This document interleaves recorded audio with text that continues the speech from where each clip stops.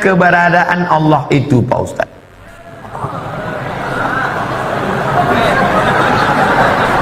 Setengah mengatakan di atas, setengah mengatakan di bumi. Allah ada di mana? Kenapa Allah tidak kelihatan? Dan bagaimana berhubungan dengan Allah Subhanahu wa Ta'ala? Ini insya Allah cuma 5 menit saya jelaskan, ikhwani. Ada yang mengatakan sudah istiwa itu artinya bertempat. Allah punya tempat, tempatnya di arasy. Yang punya tempat itu makhluk. Allah tidak dibatasi dengan tempat. Assalamualaikum warahmatullahi wabarakatuh.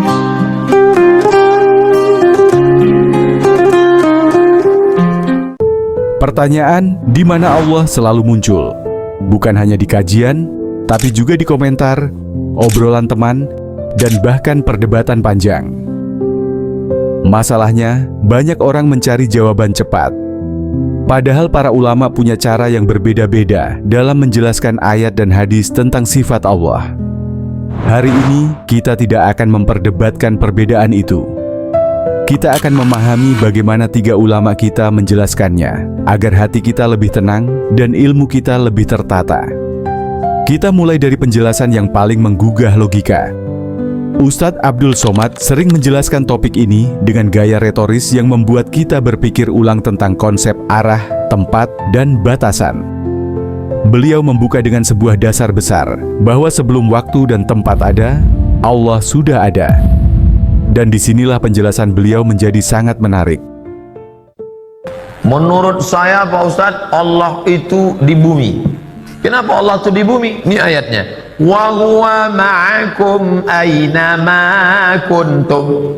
Dia bersama kamu di mana kamu berada. Saya sedang di Rokan Hulu, berarti Allah sama saya di sini. Kata yang satu lagi, Allah di langit. Mana ayatnya? Nih. Ar-Rahmanu 'alal arsy istawa. Allah duduk di atas kursi. Aras di atas. Oleh sebab itu dalam akidah Ahlus Sunnah wal Jamaah, apa kata Sayyidina Ali?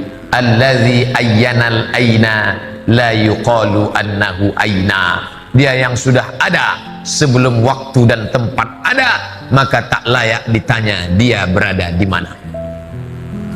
Dia sudah ada sebelum tempat itu ada. Dia sudah ada sebelum waktu itu ada. Yang layak ditanya di mana Abdul Somad, waktu sudah ada sebelum Abdul Somad ada. Tapi dia yang sudah ada sebelum waktu dan tempat ada, maka tak layak ditanya kepada dia di mana. Allahu munazzahun anil jihati sit, kata akidah Tahawiyah. Allah suci dari 6 arah.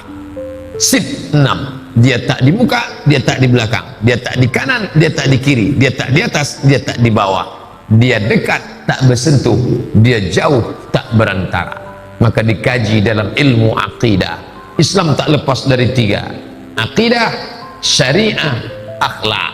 Akidah, wujud, kidam, baqa, mukhalafatul hawadis, qiyamuhu binafsi, wahdaniyah, qudrat iradat. Kalau dia bisa ditunjuk di mana Allah? Allah di atas, maka batallah ayat 2, walam yakul lahu kufuwan ahad. Dia tak setara dengan apapun. Kalau bisa dia ditunjuk Allah di atas, berarti sama dengan lampu di atas. Bapak Ibu yang dimuliakan Allah, oleh sebab itu Ahlus Sunnah wal Jamaah mengajarkan Allah maujud bila makan.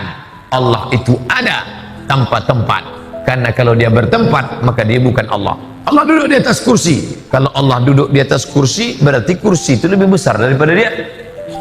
Oh tidak Pak Ustaz, kursinya kecil. Oh kalau begitu dia besar, kursinya kecil. Tak muatlah dia di kursi itu. Lalu apa makna ayat Allah duduk di atas kursi? Maknanya kuasa. Itu makna Ar-Rahman 'alal arsy istawa. Kata akidah Asy'ariyah, Abul Hasan Al-Asy'ari.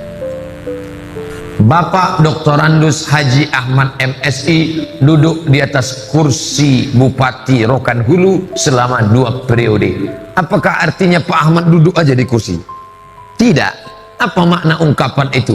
Bapak Doktorandus Haji Ahmad MSI duduk di atas kursi Bupati Rokan Hulu selama 2 periode. Artinya duduk di atas kursi itu artinya isti'la, berkuasa. Itu maknanya. Jangan dikatakan Allah duduk di atas kursi. Kalau Allah duduk di atas kursi, maka menyamakan Allah dengan makhluk. Na'udzubillah. Setelah penjelasan Ustadz Abdul Somad, sekarang kita beralih ke pendekatan yang lebih tekstual. Ustadz Khalid Basalamah menjelaskan ayat dan hadis tentang istiwa dengan penyampaian yang sederhana dan apa adanya. Salah satu hadis yang sering dijadikan rujukan dalam pembahasan ini adalah hadis tentang seorang budak perempuan. Dan dari sanalah arah penjelasannya menjadi jelas. Allah Azza wa Jalla ada di atas langit. Dan itu banyak dalam firman Allah. Allah mengatakan tsumma stawa 'alal arsy. Allah Subhanahu wa taala bersemayam di atas arsy-Nya, dan arsy-Nya ada di atas langit. Nanti akan saya jelaskan hadisnya.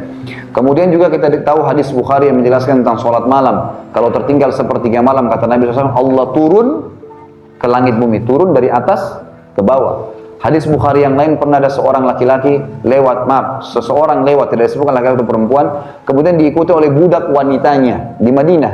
Lalu kata Nabi SAW, berhenti sebentar, saya ingin tanya budak kamu ini. Maka tuannya pun mengatakan, silakan ya Rasulullah. Tapi ini saya tidak tahu ya tuannya laki-laki atau perempuan. Intinya waktu itu ditahan. Lalu kata Nabi SAW kepada budak wanita itu, di mana Allah? Pertanyaannya itu.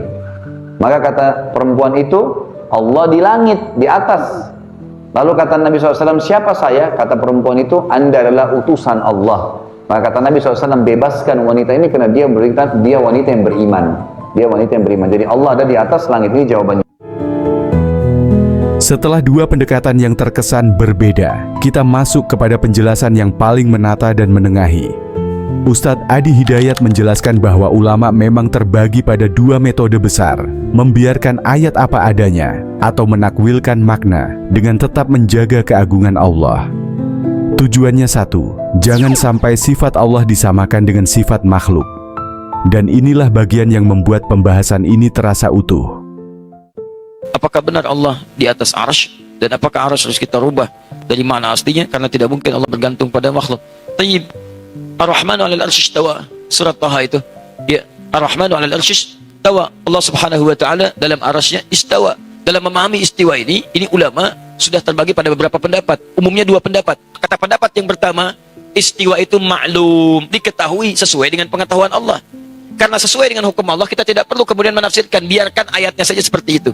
Ada ayat-ayat muhkamat yang pasti diketahui oleh kita, ada ayat mutasyabihat. Dalam ayat mutasyabihat jangan banyak dipertanyakan, karena itu bagian dari tingkat keimanan.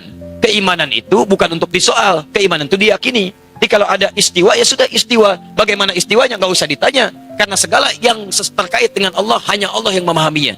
Jadi nggak usah banyak ditafsirkan, tidak usah banyak ditakwilkan. Arasnya ada, sudah di aras. Bagaimana arasnya? Nggak usah ditanya. Makanya kata Imam Malik rahimahullah, ya, lihat, al-istiwa'u ma'lumun ma'rufun. Istiwa itu diketahui, itulah istiwa. Was-su'alu anhu bid'atun. Bertanya bagaimana istiwa di aras itu bid'ah. Jadi kalau kata Imam Malik, pertanyaan ini bid'ah. Yang kedua itu menakwilkan. Jadi kalau antum ingin menafsirkan, jangan tafsirkan seenak antum, dibawa pada pemahaman yang beda dengan makhluk. Sebetulnya inti pembahasannya, pemikirannya sama. Apa di antara kesamaannya? Jangan samakan sifat Allah dengan sifat makhluk.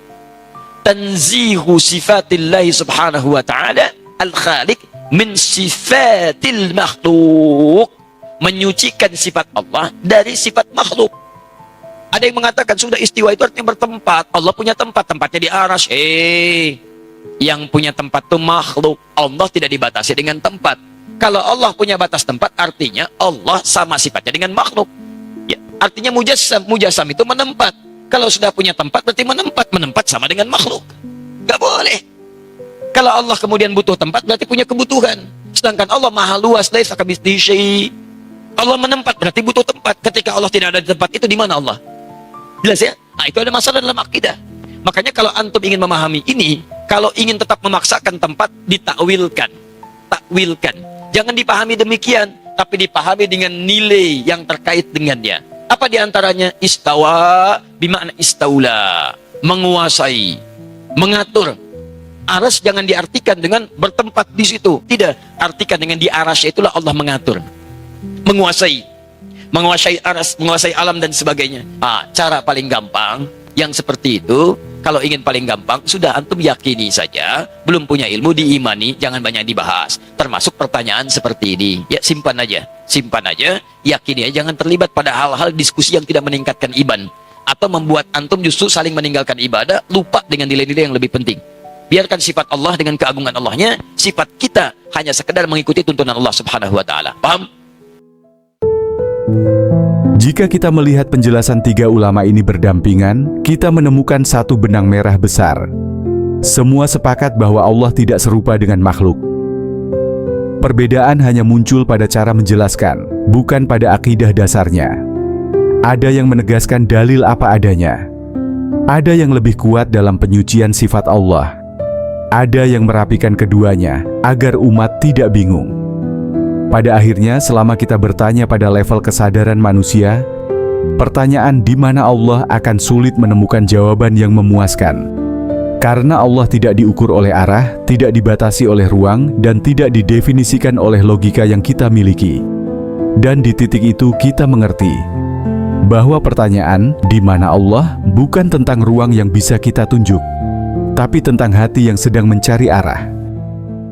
Wassalamualaikum warahmatullahi wabarakatuh.